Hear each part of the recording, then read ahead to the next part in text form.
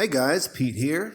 We're coming up on the end of the Game of Thrones series on HBO, and I find myself to be caught up in all the excitement.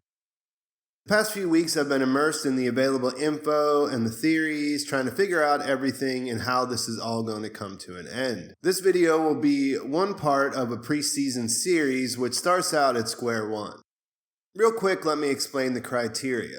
The title says it all. 10 things that have to happen, emphasis on have to happen. These aren't things that I need, or even want for that matter. They aren't specific events that need to happen. Thinking about it as fundamental things that need to happen for a logical conclusion. As you know, I'm just a fan, so these are just things that I came up with while trying to sort out all the different possibilities. And let's be honest, there are a lot of possibilities. There's so many theories, both good and bad. Theories I like that I think might happen, and theories that I like that I don't think there's any chance that are going to happen. Naturally, I'm going to touch on my thinking that led me up to making this video, so let's just jump into it. Number one, the series needs to come to an end. It needs to end.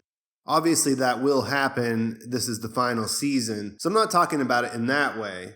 The showrunners were given the broad strokes of how the book series would end, and the show has to reflect this. We don't need an answer for every single question, but there has to be an actual ending, a definitive ending to the series. I list this number one because it's going to overlap several of the other things, and so we'll leave it at that for now. But just a definitive ending, not something that's open-ended, that is open for interpretation about what happens after the series ends. Number two, the Iron Throne has to be sorted out. HBO did a weird marketing thing with Season 8 where they used the hashtag for the throne, which seems kind of out of place. The throne is important, and I'm not saying it's not. I'm just saying that it was sort of like this thing that, hey, everybody wants this Iron Throne, whenever in the background there's a much more serious threat that we've been waiting to see, which is what we're leading up to, right? This is foreshadowed so much in the story that a lot of people had been led to think that the Iron Throne won't even matter at the end of the day. I tend to think that it will, but one way or the other, something has to happen so that we know how that went down. Whether Jon lives and he ends up on the throne and there's this bittersweet reason why that's not a great thing, whether Cersei keeps it, whether it's destroyed, something has to happen in a way that it is clear as to the status of the Iron Throne at the end of the series. Number three, the army of the dead has to be stopped. I tend to think that in the show that the army of the dead, the Night King, all of the White Walkers are going to be destroyed, but there are a lot of other possibilities that could make sense as well, such as a pact with them where they go back and they leave people alone, they leave Westeros alone. Either way, they have to be stopped. They can't be a looming threat at the end of the final episode. I'll be talking about some of those theories and things in other videos and in more of this video later, so we'll just leave it at that. Number four, it has to be bittersweet. I'm sure you've heard this if you're a fan. The author, George R.R. Martin, has always said that it would be a bittersweet ending. He told the showrunners what he imagined to be the end, and they've been working towards that the whole time. Of course, bittersweet means that there'll be things that are good and there'll be things that are sad. That's a pretty simple way to look at it. But it's not going to be a Disney ending or a completely shocking, nihilistic ending. He's been pretty specific about the word bittersweet. This leaves a lot of different possibilities based on what we know and what we think is going to happen. But it's pretty essential that we walk away thinking like, wow, that is actually pretty bittersweet. Number five, some characters have to be redeemed, and we have several redemption arcs going on. I don't know if we'll get resolutions to all of them. It's definitely possible. The three that stand out are the Hound, Jaime Lannister, and Theon Greyjoy. It's funny when you think about it, all three of these characters have done really terrible things. They've all been in the process of redeeming themselves, but it kind of comes down to which character you prefer and whether you think they're redeemable or not. Like, a lot of people really love the Jaime redemption arc and the whole idea of him and Brienne and everything. For me, like, I love Bran. He's such an essential character for me that I never really have been able to get on board with Jaime's redemption. Also, his motivations seem a little bit off for me, but whatever, you know what I mean? Everybody's rooting for these three characters or not based on what they like. And I think that at least the majority of those have to be sorted out. I mean, obviously Theon is probably going to do something. Jaime is definitely, we saw him in the trailer by now. He's at the North fighting for the living, and the Hound is probably going to do something pretty cool as well. But that needs to, those things are just basic things that have to be finished up. Number 6, some of these journeys that we've gone on have to make sense. In particular, Bran and Arya, they both left home. They both spent several seasons on these long journeys. I think we get a little bit more of an idea that Arya's is, I don't know, it depends on what you think, but one way or another, her skills that she picked up in Bravo seem to be the most important thing about her journey. And then with Bran, he's obviously a very powerful character who has a very important part to play in the ending. But it's just one of those things. They sent them away for so long that I think there's going to be a lot of people upset if we don't feel like those journeys made some sense.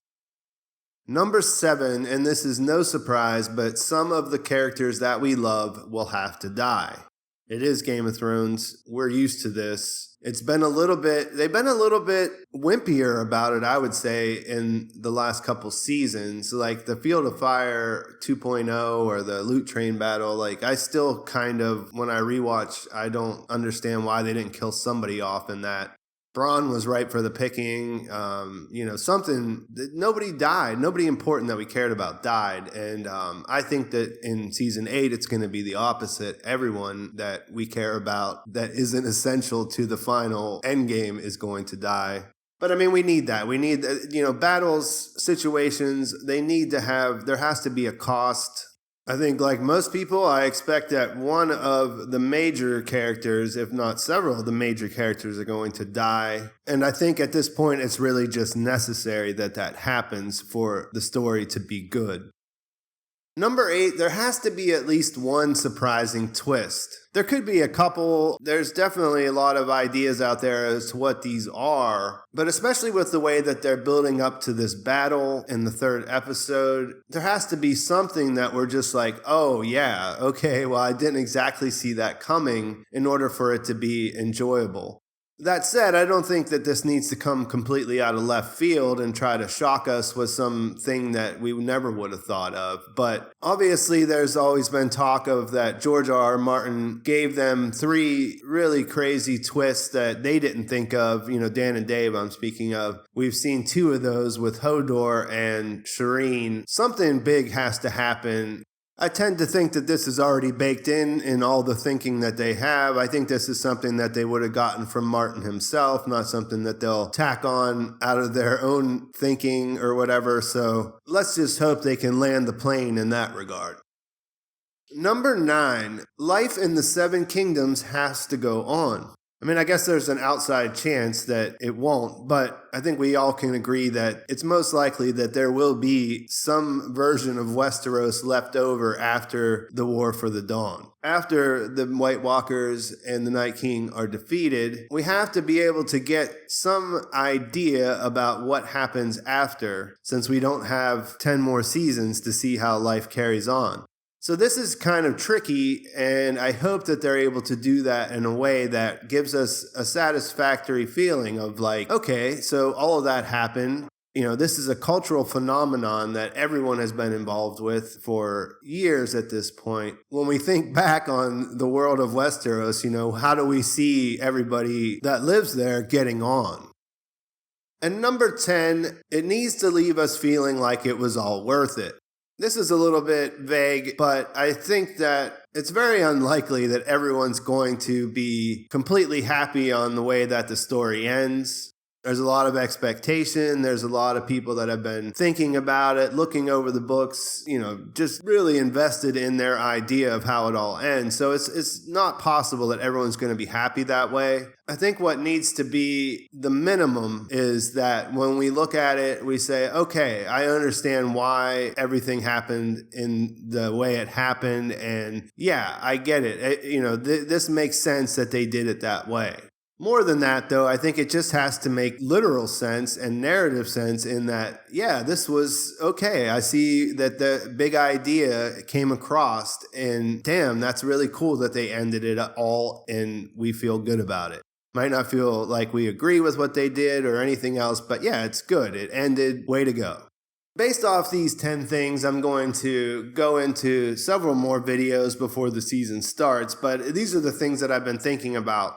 As I mentioned, this really has been a cultural phenomenon, and I'll go into the next video that I've been working on already about how that is and how we might not see another show like this at all, if not soon. I mean, I'm really excited about the prequel, but I don't think it will have the same following and just excitement because it just doesn't happen very often. I mean, think about the other big shows that have had spinoffs lately. They're all good, but nobody watches them like they did the original. There's only certain things kind of rise up to that level, and Game of Thrones was that, and I don't think that we'll see another show like this based on some of the problems that, Netflix kind of brings into the game and everything else.